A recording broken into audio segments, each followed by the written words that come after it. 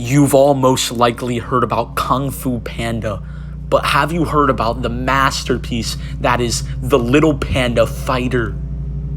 There's only so many examples where you can watch something and know that it's a cinematic masterpiece as you're watching it.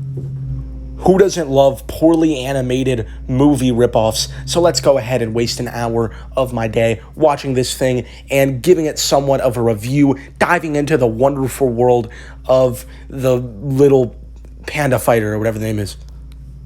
To start it off, you're greeted with this amazing animation. I mean, it's a straight up exquisite. I don't know what that means, but I've always wanted to say it. But yeah, there's no other word to describe this brilliant, exquisite animation. Look at it. Our first bit of work in analyzing this absolute masterpiece is going over this amazing set of characters.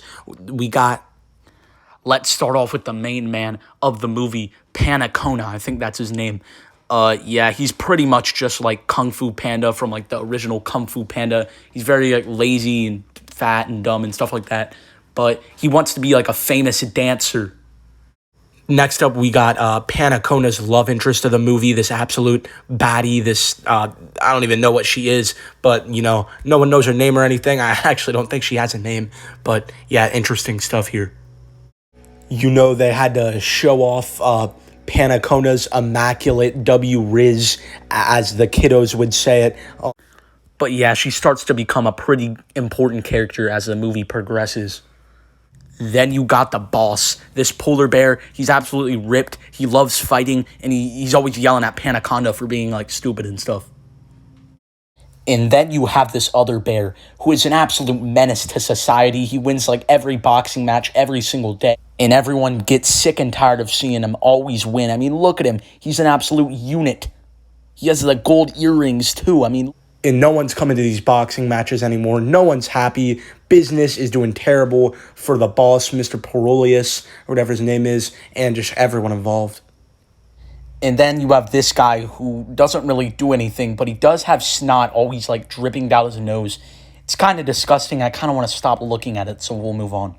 Mr. Grizzlepuss? A Kleenex, perhaps? No thanks there, honey bun. I gotta settle up my bets here. Take the Kleenex, please. Someone, like, get this man a tissue or something. But that's enough with the characters. Let's go over this masterpiece of a plot we have here. All right, so Mr. Pelorius owns this restaurant, and they host fights at the said restaurant. And every time, the same bear just keeps on winning repeatedly, and that's just really drawing away business, and they don't know what to do about it. And Pandacona dreams of being a famous dancer. All this man wants to do is dance. You gotta appreciate it because the plot isn't necessarily identical compared to the original Kung Fu Panda. This movie was directed by Michelle Gabriel, who also directed some classics like Ratatouille and Little Bee. Man, this lady is like the thief of the animated movie industry. Dang.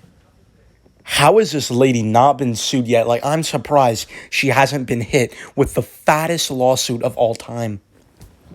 But in conclusion, this movie is an absolute masterpiece and should be fondly remembered for how inspiring and just influential it is.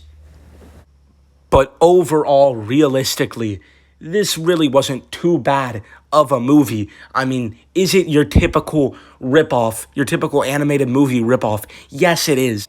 And yeah, the animation is really, really bad and hard to look at. But there was some redeeming qualities with this movie. There were some, like, funny parts, and the characters were actually, like, pretty good. But yeah, that was the masterpiece of a movie. That was whatever it was called. It was like the Little Panda Fighter something. But yeah, I can't believe I spent 50 minutes of my day watching this movie. Definitely would recommend. Subscribe to Wolf and Jay, yeah, so